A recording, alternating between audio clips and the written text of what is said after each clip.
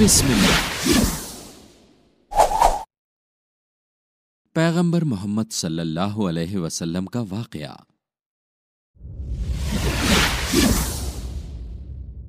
पिछले वाक़ये में हमने देखा कि कैसे पैगंबर मोहम्मद सल्लल्लाहु अलैहि वसल्लम यतीम हो गए जब वो बच्चे ही थे, और उनके चचा अबू तालिब ने उनकी कैसे परवरिश की।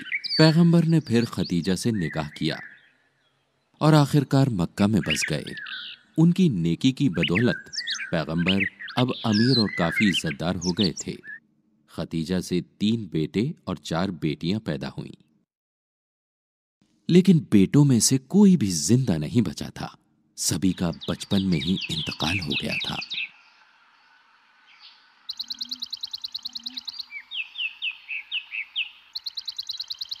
पैगंबर हजरत अली से बहुत प्यार करते थे और उन्हें उसी में तसल्ली मिली। उस वक्त के दौरान अरब के लुटेरों के गिरोह ने एक मां की गोद से एक बच्चे को छीन लिया जिसका नाम जायद था। फिर इन लुटेरों ने लड़के को गुलाम के तौर पर उकास के बाजार में फरोख्त दिया। जायद को खदीजा के एक रिश्तेदार ने खरीदा था और उन्होंने उसे तोहफे के तौर पर दिया था। बदले में खदीजा ने लड़के को पैगंबर को तोहफे के तौर पर दे दिया। पैगंबर जायद से बहुत जुड़ गए, जिन्हें उन्होंने अल हबीब कहा, जिसका मतलब है बहुत प्यारा। जायद ने पैगंबर को अपना उस्ताद माना और उनके तौर तरीकों पर चलने लगे। जायद के पास एक रूहानी जहन था और पैगंबर के अच्छे अखलाक भी थे। इस दौरान जायद के वालिदैन अभी भी अपने बेटे को खोने पर गमज़दा थे। उन्होंने रोजाना अल्लाह से दुआ की कि उनका प्यारा बेटा उन्हें लौटा दिया जाए।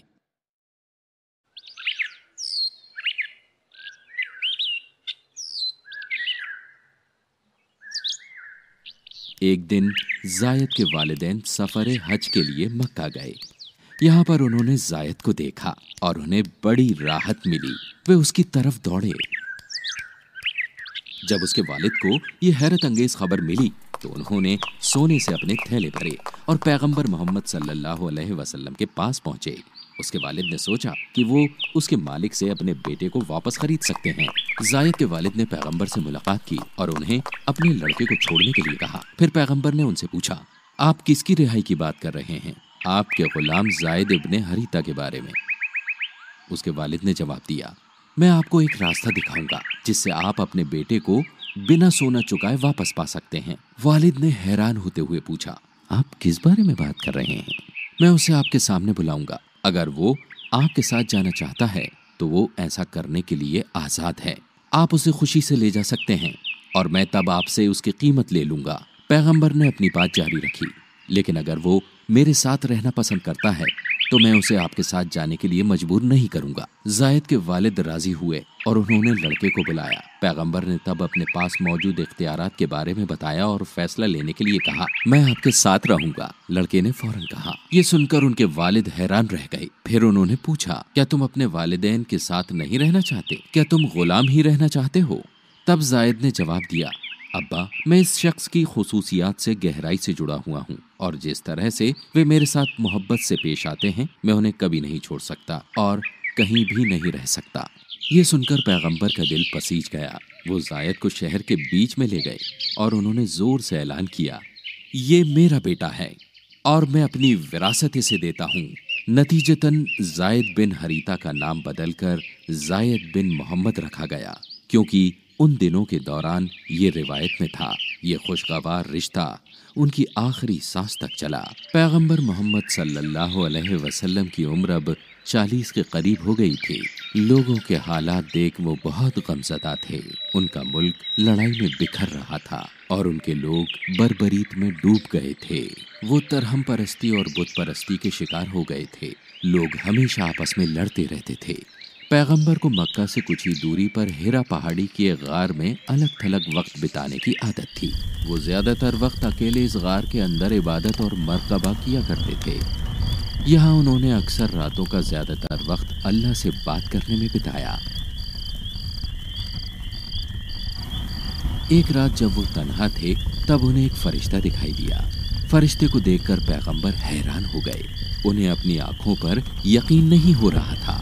फरिश्ते ने पैगंबर को पढ़ने के लिए कहा, लेकिन पैगंबर कैसे पढ़ सकते थे क्योंकि उन्होंने कभी मकतब का रास्ता नहीं किया था। मैं पढ़ नहीं सकता, उन्होंने फरिश्ते से कहा। फिर अचानक फरिश्ते ने उन्हें पकड़ लिया और उन्हें कसकर दबोचा। फरिश्ते ने फिर कहा, पढ़िए। मैं पढ़ नहीं सकता, पैगंबर ने रोते हुए कहा। फरिश्ते ने पैगंबर को इतनी जोर से दबोचा कि उन्हें महसूस हुआ कि वो बेहोशी हो जाएंगे, और फिर फरिश्ते ने उनसे कहा कि पढ़ो अपने खुदा और परवरिश करने वाले के नाम पर, जिसने खून के थक्के से आदमी को बनाया। पढ़ो कि खुदा इतना बेलौस है, उसने उस आदमी को भी कलम से लिखना सिखाया जो कुछ नहीं जानता था।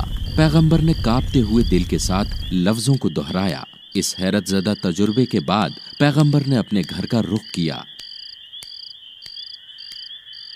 जैसे ही वो अपने घर में दाखिल हुए, उन्होंने अपनी बीवी से कहा, मुझे लपेटो, मुझे लपेटो। वो ये कहते हुए कांप रहे थे और उनकी बीवी ने उन्हें एक तौलिए में लपेट दिया जब तक कि उनका खौफ दूर नहीं हो गया। फिर उन्होंने अपनी बीवी को बताया कि क्या हुआ था। जब पैगंबर अपनी बात कह चुके तो उन्होंने अपनी बीवी से पूछा कि क्या मैं पागल हो गया हूँ? अल्लाह न करे, उन्होंने जवाब दिया, वो बेशक ऐसा नहीं होने देंगे क्योंकि आप सच बोलते हैं, आप यकीन में वफादार हैं, आप अपने साथियों की मदद करते हैं। तब वो अपने चचेरे भाई वारवा इब्ने नफल के पास गईं, जो बूढ़े और नाबीना थे, लेकिन वो दीन को अच्छी तरह से जानते थे। उन्होंने इसका अरबी में तर्जुमा भी किया था। जब खतीजा ने उन्हें बताया कि उनके शौहर के साथ क्या हुआ था तो उन्होंने पुकारा, मुक़द्दस, मुक़द्दस। ये वो ही रूह अल मुक़द्दस है जो पैगंबर मूसा के पास आया था। ये अपने लोगों के लिए पैगंबर होगा, उन्हें जाकर ये बताएं और उन्हें दिल से बहादुर बनने के लिए कहें। पैगंबर ने अपनी बाकी जिंदगी वही हासिल करने में लगाई जिसे उनके साथियों ने याद किया और भेड़ की खालों पर लिखा। पैगंबर चाहते थे कि लोगों तक अल्लाह का पैगाम पहुंचे, इसलिए उन्होंने लोगों को बयान देना शुरू कर दिया जैसा खुदा ने उन्हें कहा था। शुरू के कुछ सालों तक पैगंबर ने अपने खानदान और करीबी दोस्तों को बयान दिया। ईमान लाने वाली पहली औरत उनकी बीवी खतीजा थी। ईमान लाने वाला पहला बच्चा उनका पहला चचेरा भाई हजरत अली थे, और उनके जिस पहले खादिम ने ईमान लाया वो जायद था। उनके पुराने दोस्त अबू बकर पहले आदमी थे जो ईमान लाए। कई साल बाद पैगंबर ने उनके बारे में ये कहा कि मैंने अबू बकर को छोड़कर कभी किसी को इस्लाम में नहीं बुलाया जो ईमान लाने में हिचकिचाता था। बाद में उन्हें दूसरे लोगों को भी बयान देने का हुक्म हुआ।